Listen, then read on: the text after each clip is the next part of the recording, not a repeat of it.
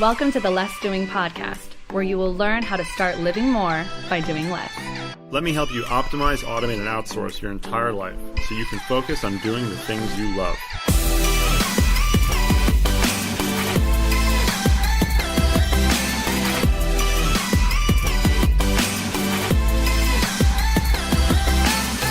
Now here's your host, Ari Mizell.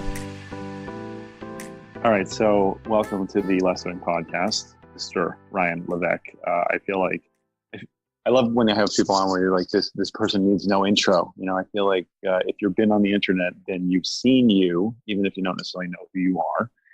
But let's dig into a little bit of that. And there's a bunch of questions I want to ask you about the new book, Choose, but it's always worth getting into some background. I think it gives people better context for things, right? So you are the number one national best-selling author of Ask, right? Which is like, it was the number one marketing book of the year when it came out. And how did you get into this world of internet marketing? Yeah, it's a great question. So, for me, I got started, I was working a corporate job outside of college. I was working in finance originally in New York City. And then I spent about 5 years in China, which was what I thought was my dream job. And I reached this point, Ari, where I was traveling every single day of the week. I was living out of hotels. I was on a plane. I was married, but my wife was doing her graduate program in Hong Kong. I was based in Shanghai. So we had this crazy bi-country marriage. And I had some friends of mine back home in the US who were kind of quietly making money on the internet. And this was like 2005, 2006. And one of my friends traveled to visit me in Shanghai, and he was telling me everything that he was doing. And he told me about this book. And on a whim, I decided to download this book on Audible before we went to this trip to Malaysia. And the book was 4 Hour Workweek. And I read that book, or listened to that book, I should say, on the beach in Kota Kinabalu in Malaysia. And it was one of those vacations where I couldn't relax because I was just obsessed. I was like, this is the path. And when I first got started, my dream was to make $10,000 a month. That was like my big dream, $10,000 a month. I was like, if I can make $10,000 a month in passive income, I'd never want to work another day of my life. And so 2008 hit. It took me a little bit of time to actually get into action. And I woke up one day, Ari, and the Wall Street Journal in my office at the company I was working for, which was AIG, the financial insurance company, literally read AIG to file for bankruptcy. And that day, I turned in my resignation letter to my boss, told my wife, I said, I'm going to finally do it. And 2 weeks later, I had sold everything that I owned except for a suitcase. I moved in with my wife in student housing. She was she was doing a PhD program. And we started our first little business. So that's kind of how it all got started. And what was that business? That business, you're going to laugh, was teaching people how to make Scrabble-tile jewelry. So Scrabble-tile jewelry, like jewelry naturally, right? It's like so that was your muse. That was my muse. Exactly. And it was funny. The way we got started with that is my wife, she was following this relatively new website at the time, and it was called Etsy.com. And Etsy's huge now, but at the time it was just a small little startup. And there was this craze happening on Etsy. And Etsy, for anyone not familiar, is like eBay for handmade goods. So if you make jewelry, if you knit, if you crochet, if you make paintings, things like that, it's for people who craft and make handmade products. And there was this jewelry that was like this craze, and it was using Scrabble tiles, origami paper, and resin to make these sort of beautiful tiles that you would wear as a pendant or bracelets and things like that. And so anyways, she said, listen, we're in Asia. We can get all this origami paper. We can set up a factory in China. We can have people make this jewelry super cheap. And I was like, no way, this sounds terrible. And then a couple of days later, she comes back to me and she says, I want to tell you about that Scrabble-tile thing. And I was like, no, I thought we killed it. And she said, no, time out a second. There's this woman who's not making the jewelry. She's teaching people how to make the jewelry. And get this, she's selling this tutorial for like $30, and she's selling like 20 of them a day. And we did the math, and it was just a digital PDF selling nothing but information. And that was the thing that got me on this path to selling what we call education and expertise. And we went into that same business. We realized the product she was creating wasn't very good. We built a better mousetrap. And before long, we were making almost $10,000 a month, teaching people how to make jewelry using Scrabble tiles, origami paper, and a few other supplies. And that was the first little business that we started. So how did you move from that to making a lot more than $10,000 a month, in spite of your your diminutive goals. Yeah, well, it's funny. I learned in that business, Ari. I learned one of the first lessons that I teach in my book, Choose, and that's this. I learned the importance of not going into a fad market instead of going after an evergreen market, because I wish that story had a happy ending, but we made about $10,000 a month for a few months, and then that fad just started dropping off a cliff. The market became saturated. Everybody started teaching people how to make Scrabble-tile jewelry, and the market basically went to nothing. But the problem was, at this point, we're in a tiny little 450 square foot apartment in Hong Kong. My wife gets $500 a month for her PhD stipend. I'm making no money at all at this point because I quit my job. And we kind of had that moment where we looked at each other and said, like, oh crap, what are we going to do now? It's an explicit podcast. Don't worry. Yeah. She finished her PhD program. She gets a job. We moved back to the States, moved back to Texas. She gets a job as a museum curator. So her PhD was in history, and she's a art history. That's her discipline. So she gets a job as a museum curator, and it pays $36,000 a year, which is what museum jobs pay. So we moved back to Brownsville, Texas, and we said, okay, what did we learn from this experience? And I said, well, one of the biggest lessons I learned is that you can't go into a fad market. In fact, one of the things I teach in the book, I say there are 5 market must-haves, 5 things you want to be looking for in every single market. And one of them is you want to go after an evergreen market, meaning a market that's going to be relevant 10 years. It was relevant 10 years ago. It's going to be relevant 10 years from now. And so I looked at the longest lasting hobby in America, and the oldest hobby in America is gardening. So I started looking at different niches within the gardening space, and it's crazy. It's something like 200 million Americans garden in some way, shape, or form. So it's a market that's been around 100 years ago. It's likely to be around 100 years from now. And we eventually settled on the orchid care market. And so I went into this space that I knew nothing about. Once again, I knew nothing about Scrabble-tile jewelry, knew nothing about orchid care, but I saw, as I explained in the book, that there were signs that there was demand in the market. There was an imbalance in demand for information and the supply of that information. And so went into that little business and took that business from nothing to $25,000 a month in 18 months. So a year and a half, took nothing to $25,000 a month. Gave us the confidence for my wife to quit her job, went into the next market, took that market to $500,000 a year. And here we are 10 years later, a little over 10 years later, we landed on the Inc. 500 list, fastest growing companies in America. We passed $10 million a year in revenue. I've gone into 23 different markets since then. And the book walks through the process that we use to choose each of those markets, and something that we've now taught. When I say we, my company and I, we've taught literally thousands of entrepreneurs how to decide what business to start based on that experience and the research surrounding it. So let's just give a quick treatment to Ask, because it is required reading. For marketing, in my opinion, right? Like it's just a really important understanding for most people to have that. So before we get into Choose, so how did you sort of crystallize, the Ask method? Totally. So Ask, for anyone who's not familiar with, that's the book that you mentioned in your very generous and kind intro. The book it's a book that, like you mentioned, went on to sell hundreds of thousands of copies, was the #1 marketing book of the year according to Inc. magazine. And basically, it's a book that teaches the methodology to figure out exactly what people want to buy before creating it, before selling it. And that process is rather counterintuitive, because whenever I introduce this idea of asking, people always say, well, do you just ask people what they want and then give it to them? And the answer is not exactly, right? The questions that you need to ask to figure that out are counterintuitive. You can't walk through the front door. Inevitably, someone will say, well, Henry Ford, he said, people don't know, if I would ask people what they wanted, they would have told me faster horses. Faster horses. And Steve Jobs is famous for saying, people don't know what they want until you actually show it to them. And the reason why those quotes ring true is because they are true. You can't just ask people what they want. You have to ask somewhat counterintuitive questions to figure out what it is that people want. So that book went on to become #1 national bestseller. Literally thousands of companies around the world now use that methodology to figure out what to sell, what products to create, what language to use in their messaging so that it resonates at a deep emotional level with their market.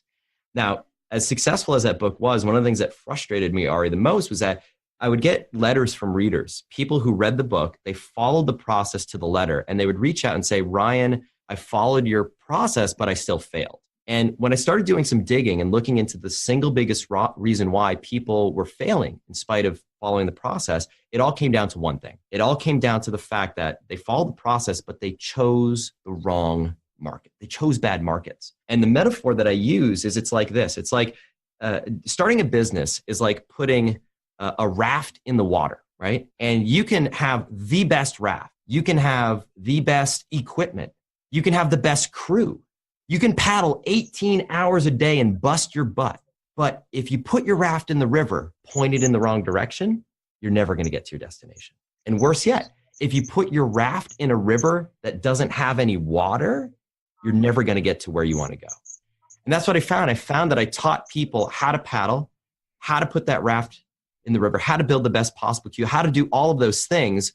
But I overlooked the assumption that people knew what direction to put their raft in the water. And it came down to being the single biggest mistake why people were failing. And that's why I was inspired to really embark on a 3-year research project since the book came out till now to write the second book, Choose, which is really the prequel, the single biggest decision you need to make before starting your business. So, and sort of one more thing on the ask method, right? So could you give an example of what one of those counterintuitive kind of questions might be?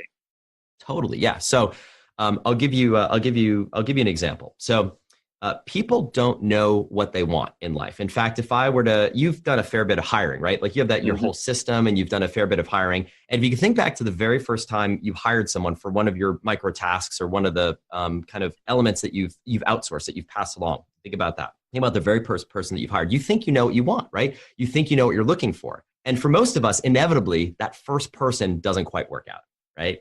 And it's after that experience, we realize, you know what? Actually, I don't want someone who's like this. I don't want someone who's like that. And so that gives us the first clue as to what type of questions to ask. People don't know what they want, but they do know what they don't want. If I ask you, if I say, think about the car you're driving right now. If I say, what's your dream car? Well, you're gonna speculate, you're gonna project, you're gonna imagine what your dream car might be. But it's a guess. You're accessing a part of your brain that's just speculating into the future. But if I asked you, if I say, Ari, think about your car right now. And you may not have a car in New York City, but I do. We do. I have 4 kids. Okay, perfect. So think about the car you drive right now and think about what's the thing that annoys the crap out of you more than anything else. What's the one thing about your car that just annoys you? It could be the cup holder. It could be the GPS. It could be the seats. It could be something. Most of us can think of one thing, right? So that's the first clue. So a question that you can ask people to start to get clarity on what it is that they want is by asking them, when it comes to the car you're driving right now, for example, what's your biggest frustration, challenge, or thing that you would love to change, right? When it comes to growing your business, what's your single biggest challenge, frustration, or question you have right now? When it comes to growing your orchids, what's your biggest challenge or frustration or question that you have right now?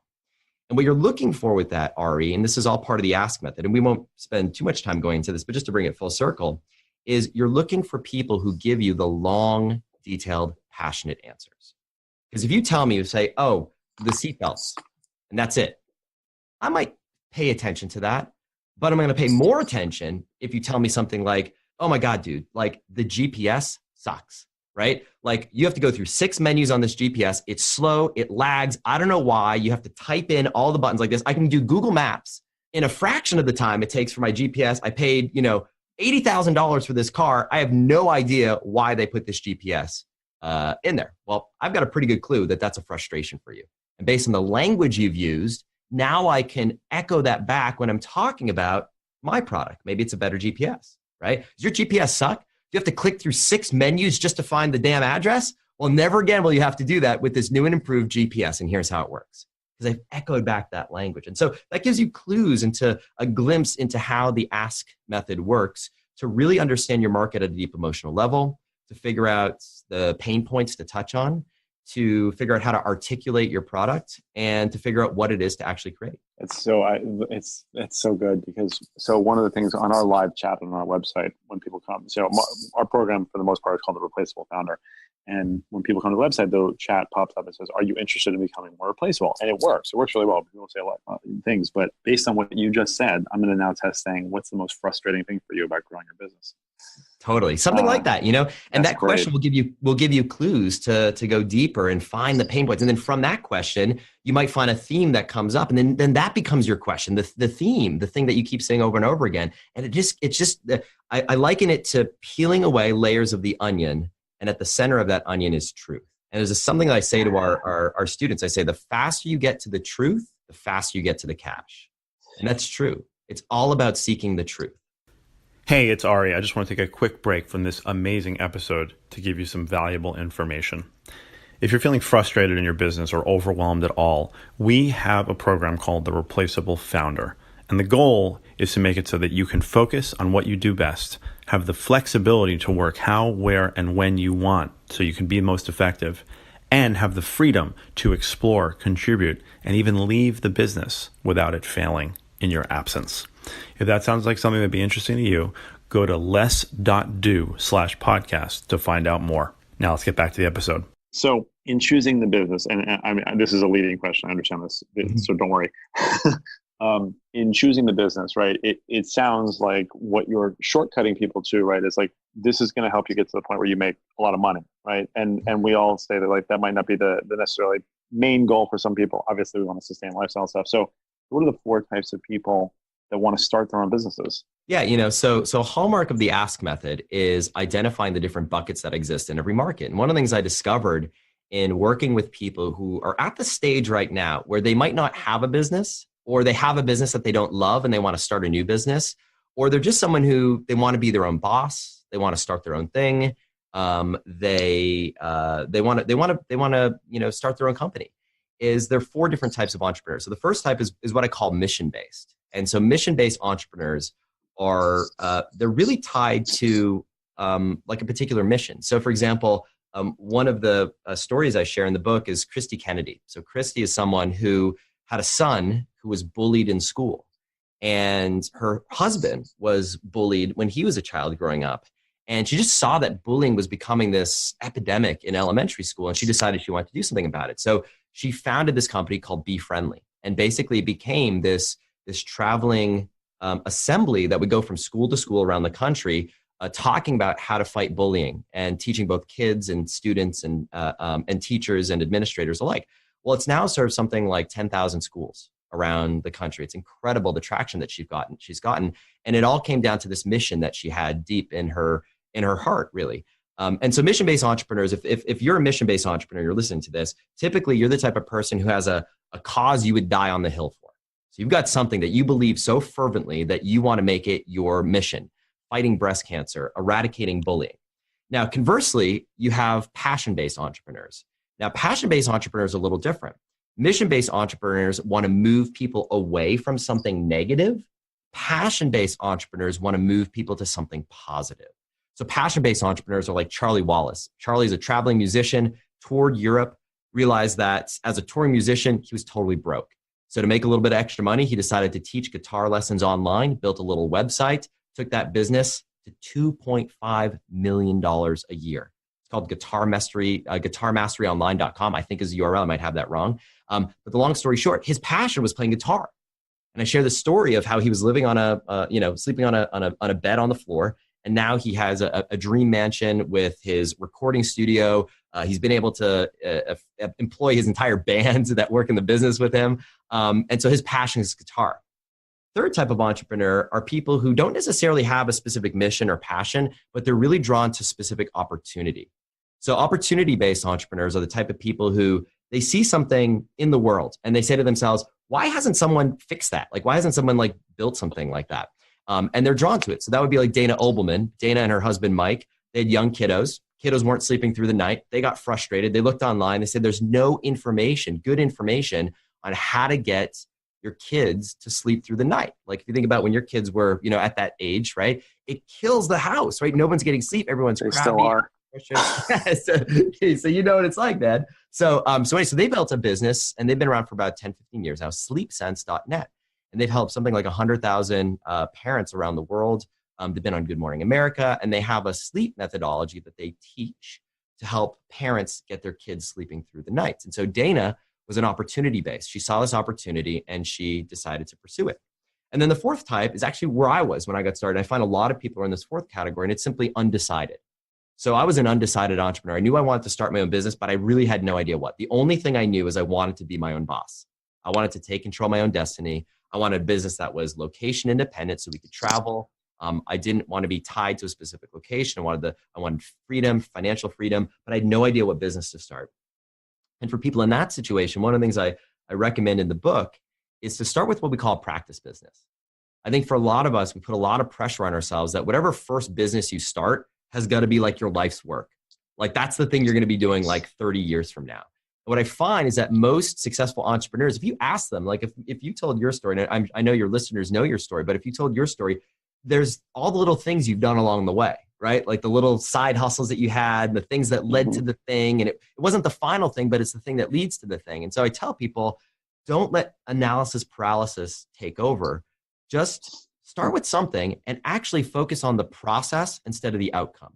Focus on the process of starting the business, figuring out what to sell, and use that vehicle. The thing that unlocked it for me is I said, whatever money I invest in my practice business, Ari, is just tuition. I could go to business school, which I didn't do. I could go to business school, spend $250,000 to go to a top business school, or I could invest a tiny fraction of that in my business and probably learn arguably as much just by doing. And when I treated it as tuition, I said, if I put $25,000 into tuition, I'm probably going to learn more than if I'm sitting in a classroom all day learning business theory. And so it's such a good way to frame it, honestly. For the undecided, it's a great approach. It's such a good way to frame it. So Dan Sullivan, strategic coach, he always says like there's no cost, there's only investments, and there could be bad investments and good investments. But that's a really, really cool way of putting it. I think it's tuition. Totally.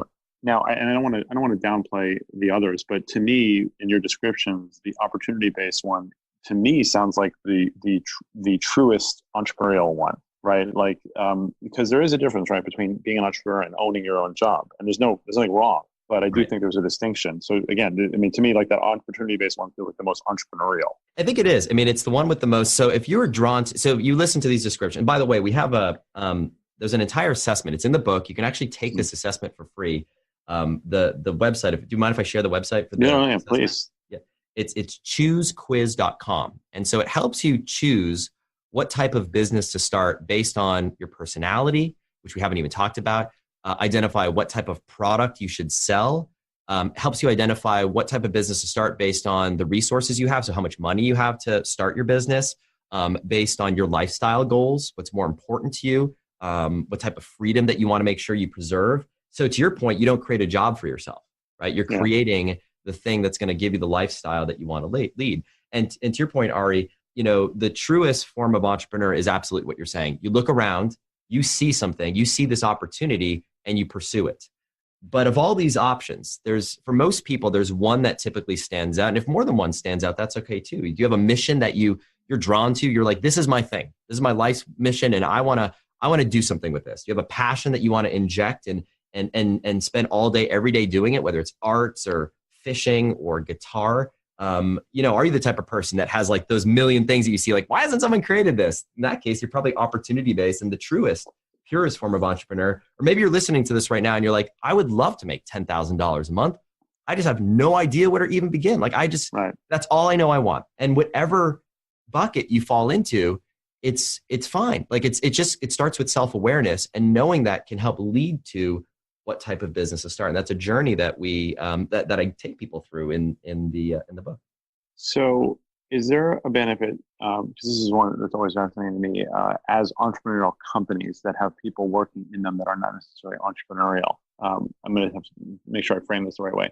Like, so when we teach a replaceable founder, we want people to be as replaceable as possible, but we actually want everybody to be as replaceable as possible so that they can replace themselves up, essentially, right? So I would see this as something really beneficial for people that actually do work in an entrepreneurial kind of company to understand and how they fit into that entrepreneurial mission, whether they are the entrepreneur or not. I think there are benefits for a few reasons, right? So one of the things, the biggest mistake that I see people make, and I think people who are looking to call them intrapreneurs or entrepreneurs within an organization. So we've got two categories: the true entrepreneur, the person who wants to be their own boss, start their own thing. And then the entrepreneur who wants to be part of a team, part of an organization, but have freedom within that to be entrepreneurial.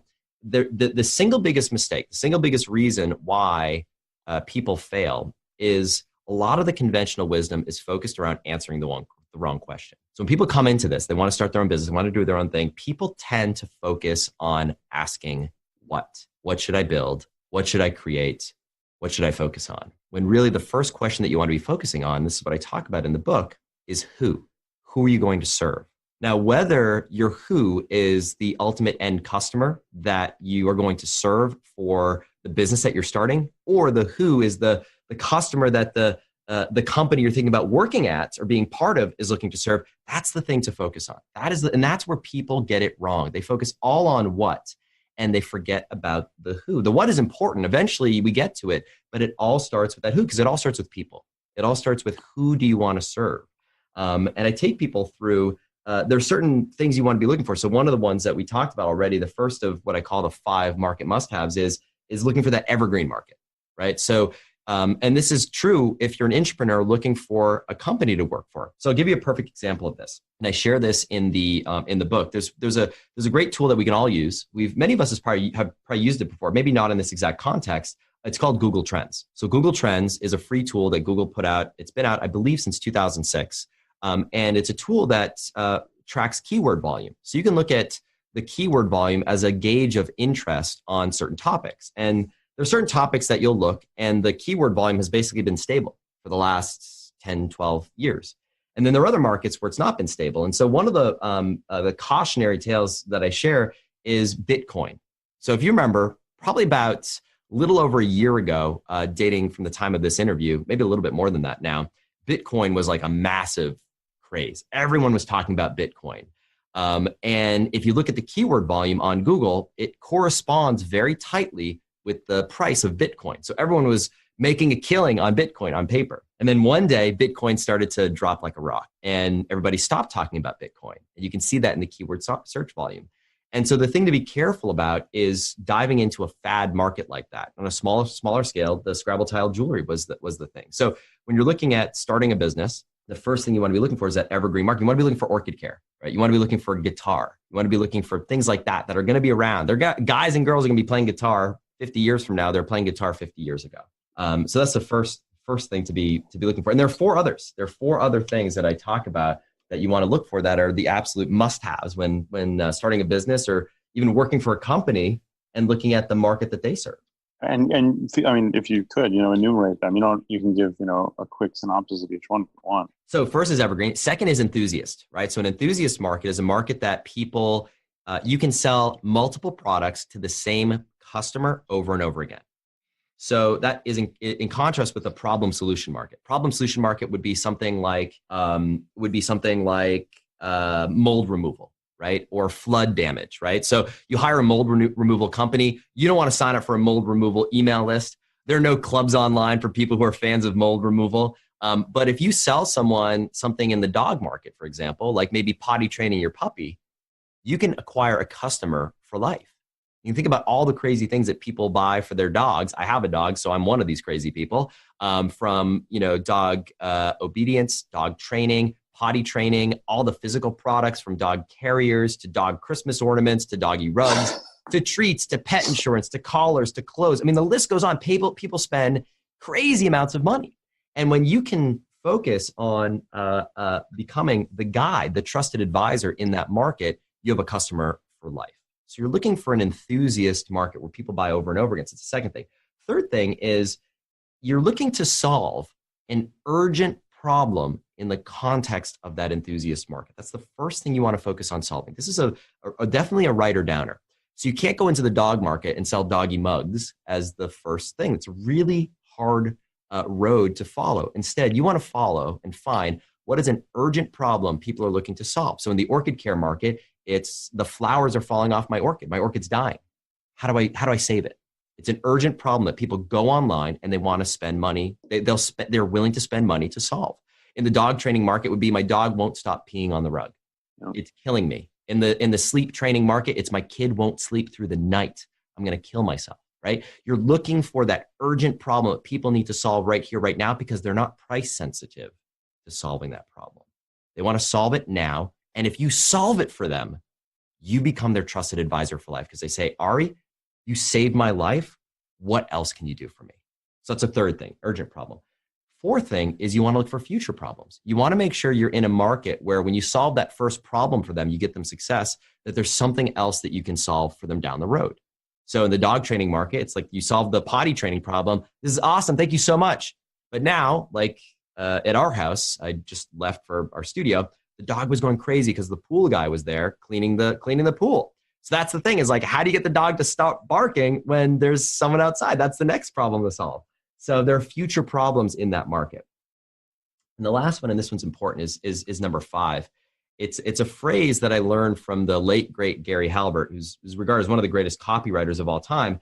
And it's a phrase that I've always internalized, and it's looking for markets that have what are called PWMs, which stands for players with money. You want people that spend, not necessarily are millionaires or billionaires, but these are people that in this area of their life, they spend a disproportionate amount of money. You see it, right? Golf is the classic quintessential example. People spend ungodly sums of money to play golf, on golf vacations, golf trips around the world, on golf equipment, rounds of golf, all sorts of different things. Hunting, fishing, all have PWMs. And so you want to be looking for the evidence of this. And I walk through the process to how to make sure your market, before you go into it, is evergreen, is an enthusiast market, has evidence of that urgent problem, has future problems, and number 5, has evidence of PWMs, players with money. So how are, other than the books, how are some other ways that people get to work with you and the Ask Method? The book is a great starting place, right? So we have the book, obviously. I have multiple books now. We have online courses that take people through this process for those who want to go in a little bit more detail, a little bit more hand-holding.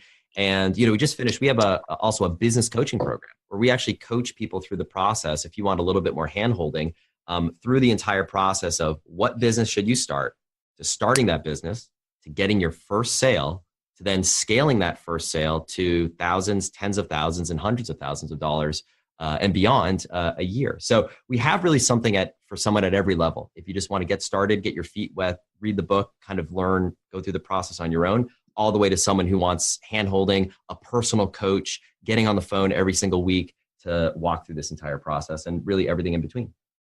So two more questions. So one is, because I always think this is really interesting for people who listen to the podcast to understand what it's like for people who have achieved success.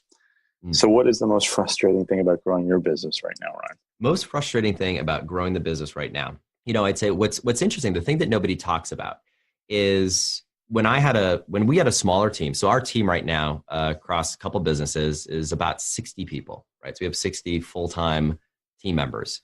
And what people don't realize is that if you can actually be small and nimble and be more profitable than you can being large and growth. So you see these companies that are growing that have high top level revenue, and it doesn't always necessarily mean that they're more profitable, making more money than smaller businesses. There are plateaus that you need to break through, right? You need to break through certain plateaus to get to that next level, and there are peaks and troughs along the way. And I think for me, this is my first rodeo. Like it's not like I built a 200 person company and now I'm doing it again. So what's frustrating, I think, is you think you've got it figured out. And one of my mentors likes to say, new level, new devil. And there's always a new devil around the corner. And I think that's the most frustrating thing, is you just don't quite know what it is. At the same time, it's incredibly challenging, stimulating. It's like a sport. It's like a game. It's a lot of fun. So it's frustrating, but at the same time, I think that frustrating yields breakthroughs. And sure, there are moments where I say, it would just be so much easier just to be on a beach right now. And there are other moments where I see people breaking through, like we just had our 200 person coaching events this past weekend. And Ari, one of the things that I almost lost it on stage, we went through this activity, we took people through and this whole activity. And I said, all right, if you just made your first sale online today, I want you to stand up. And 30 people in that room made their first sale ever. And you know what it's like, man, right? Like you remember that's like the best thing ever. Forever. You carry that memory forever. We all remember our first sale. And it put the hair on the back of my neck. It made it stand up, and it makes it all worth it to see that, because I know that's the start. And some of those people, that may be the only sale they ever make. But most of those people, it's going to be the start from 1 to 10, 10 to 100, 100 to 1,000. And a year from now, 2 years from 3 years from now, because I've been doing this long enough, I've seen people go from startup to $100,000 a year, $500,000 a year, to having $1 million a year. Like I've seen that progression. And that for me, I tell people, I said, the whole reason why I do what I do is because 3 years from now, I want you and I to have a moment together where we get to say, remember where you were 3 years ago? Remember in that room? Remember you made that first sale? Dude, look at what you've freaking done now.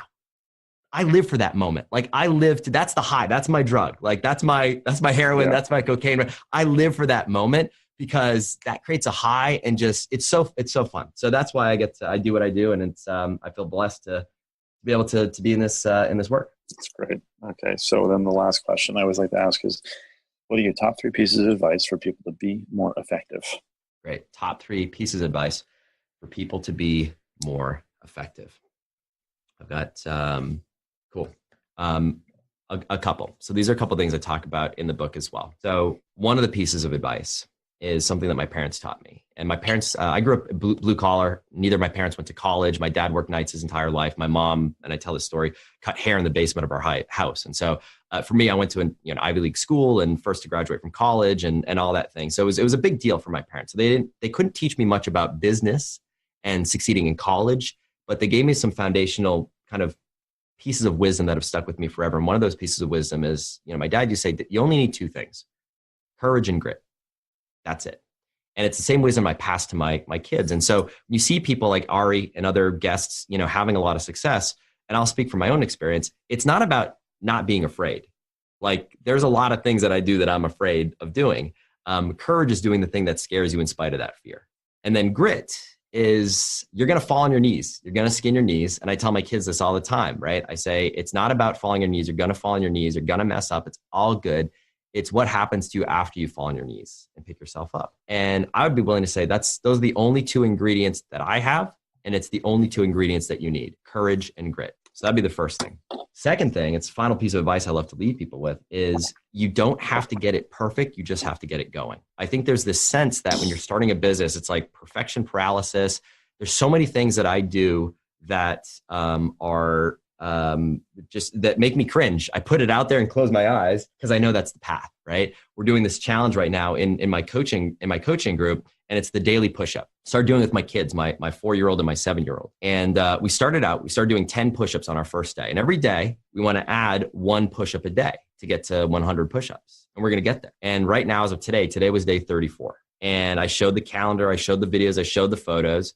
And at the end of this thing, I said, who thinks I'm going to get to 100? Every single person in that room raised their hand. I said, why? Why do you believe that? Because people try to take on too much. They try to get it perfect out of the gate. They try to do 100 push-ups on their first day instead of that incremental progress like that. And what's so cool is that over 100 people in that group are now doing that daily push-up with me. And it's not about the push-ups. It's about this mindset of daily incremental improvement, Kaizen. So that's the second thing. The third thing that I'll leave you with, piece of advice is this. When you're studying a mentor, an advisor, someone that you look up to, especially in business, the big mistake that people make is they study what that person is doing now instead of what that person was doing when they're at the same spot you're at right now. So they study Mark Cuban, what he's doing now. No, don't study Mark Cuban now. Study Cuban when he was living in his car and he was just getting started out. Whoever you hate Cuban, you love, whoever it is, study your person, whoever it is, pay attention to what they were doing at that very moment. And that's going to give you the clues to success. And so those would be my final pieces of advice. Courage and grit. You don't have to get it perfect. You just have to get it going and study your mentors based on where they are at where you are right now. Absolutely excellent, Ryan. Thank you so much. So what's the URL you want to send people to so they can find out more and pick up the book? And everything? Yeah, well, so what's really cool is you and I talked earlier, and we put together a special link where you can get a free copy of the book, Choose, which is what we've been talking about. So it's about everything we've been covering. And the URL, I'll make sure I've got this right. The URL for that book is really simple. It's choosethebook.com/less doing. And when you go to that link specifically, not only can you get a free copy of the book, hardcover, I'll ship it to you anywhere in the world, just pay a few dollars shipping and handling. We also have $200 of bonuses that we're including. You get the audiobook for free. We're just kind of including that. Talking about mindset, this last question that you asked me, mindset tips for starting your business, and a whole bunch of other really cool stuff. 25 lucrative niches for 2019. So if you're trying to figure out what business to start, all this good stuff, choosethebook.com less doing just for you. Thank you so much, Ryan. That was great. Awesome. Appreciate it, man. Thanks for listening to the Less Doing podcast. At Less Doing, we help entrepreneurs who have opportunity in excess of what their infrastructure can support to set up systems and processes that empower a team to ultimately make themselves more replaceable. That way, they can optimize, automate, and outsource everything in their businesses in order to be more effective. If you want to find out more about Less Doing, the podcast, the blog, the books, and all of the wonderful programs we offer to help you get from where you are to where you know you want to be, go to lessdoing.com/podcast and check out our OAO blueprint so you can get started today.